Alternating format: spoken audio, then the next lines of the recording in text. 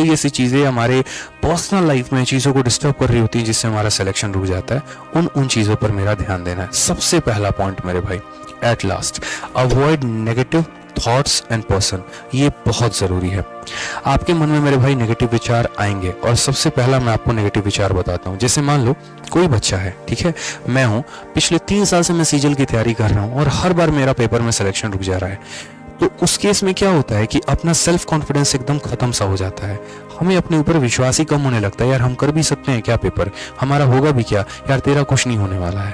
Specially अपने कम आंकड़ा, मतलब अपने से कम नॉलेज वाले लोगों को भी जब हम सेलेक्ट होते देख रहे होते हैं ना, तो वहां पर तो अपने आप को हम और धाराशाही कर देते हैं। हमें लगता है यार तेरा क्या हो गया, तू तो खत्म ही हो गया।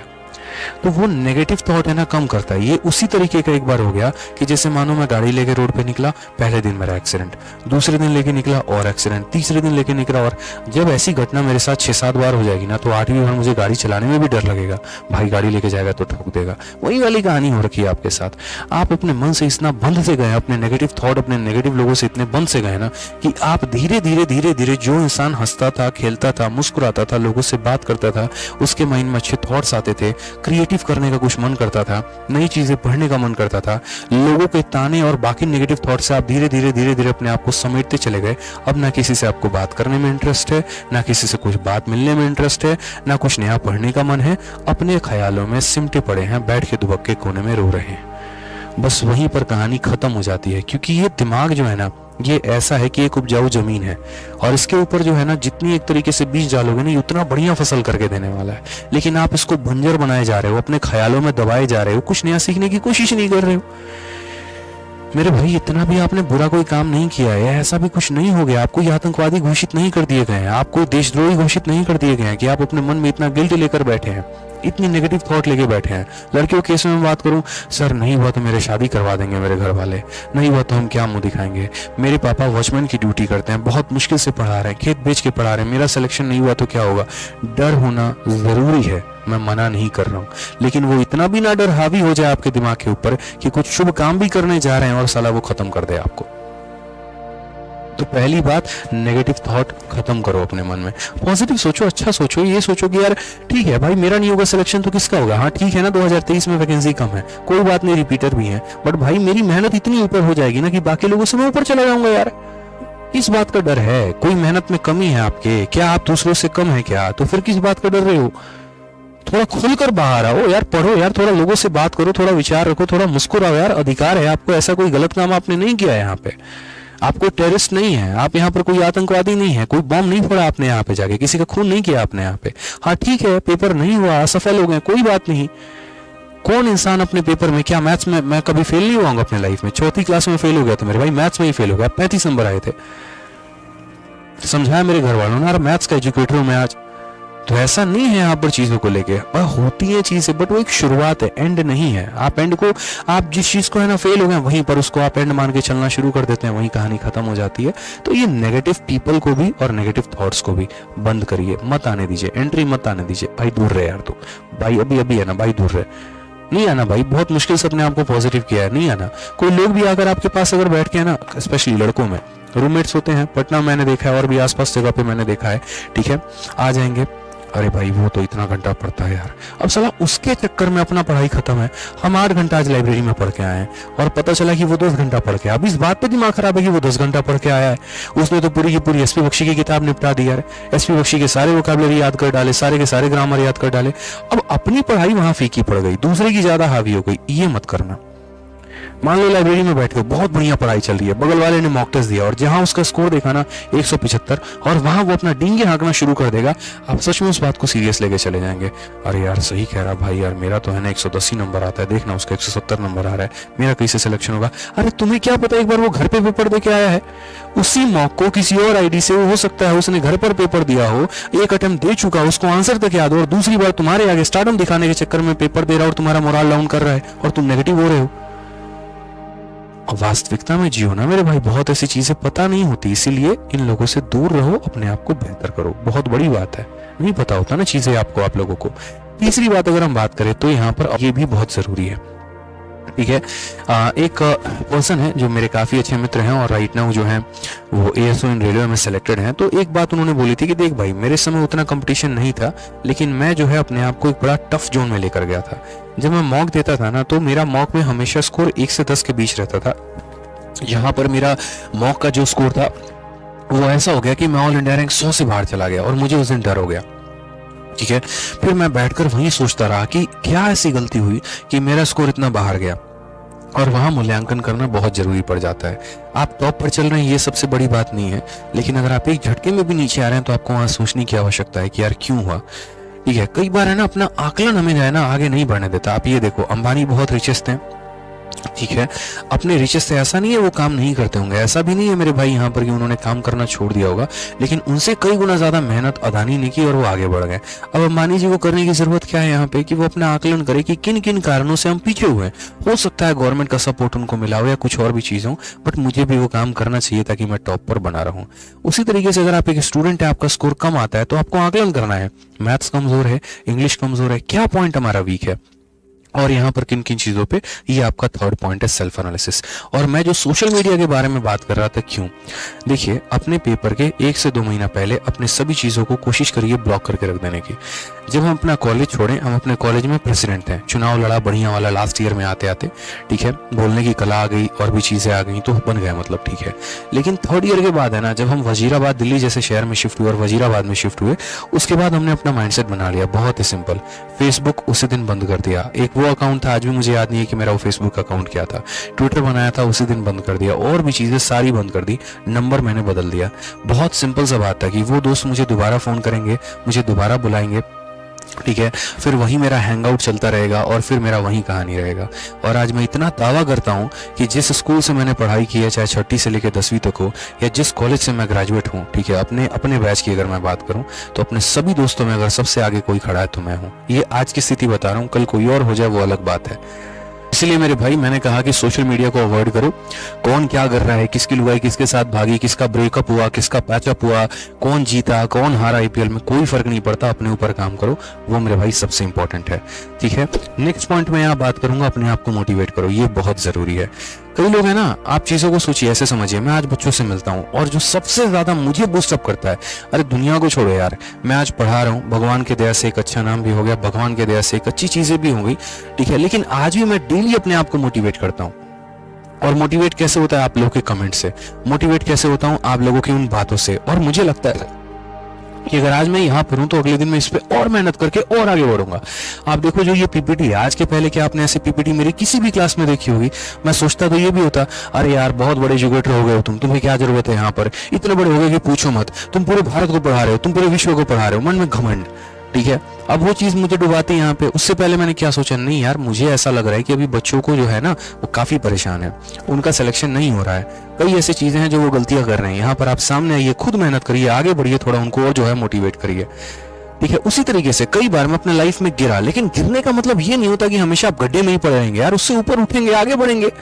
ठीक है, आज मैं कई लोगों से मिल रहा होता हूँ और जब उनके एम्बिशंस को जानता हूँ तो अपने आप को बहुत छोटा महसूस करता हूँ कि यार अभी तुम यहीं पर हो, तुम्हें आगे बढ़ना है। लेकिन महसूस करने के बाद मैं रोक नहीं लेता हूँ अपने आप को, मैं और मेहनत करने की कोशिश करता हूँ। ऑनेस्टली बताओ, और ऊपर जाने की इच्छा होती है। आज यहाँ पर है, कल कहीं और होंगे, और मेहनत करेंगे यार, और नाम कमाएंगे। तो रोकना क्यों है अपने आप को? क्या क्षमता आपके अंदर नहीं है? वही 24 घंटे आपको भी मिले हैं, वही 24 घंटे मुझे मिले हैं, वही 24 घंटे मोदी जी को मिले हैं। तो जब एक इंसान यहाँ पर चाय बेचते बेचते, अखबार बेचते बेचते उस मुकाम तक पहुंच सकता है, APJ अब्दुल कलाम अखबार बेचते बेचते प्रेसिडेंट और मिसाइल मैन बन सकते हैं, तो आप क्यों नहीं बन सकते हैं?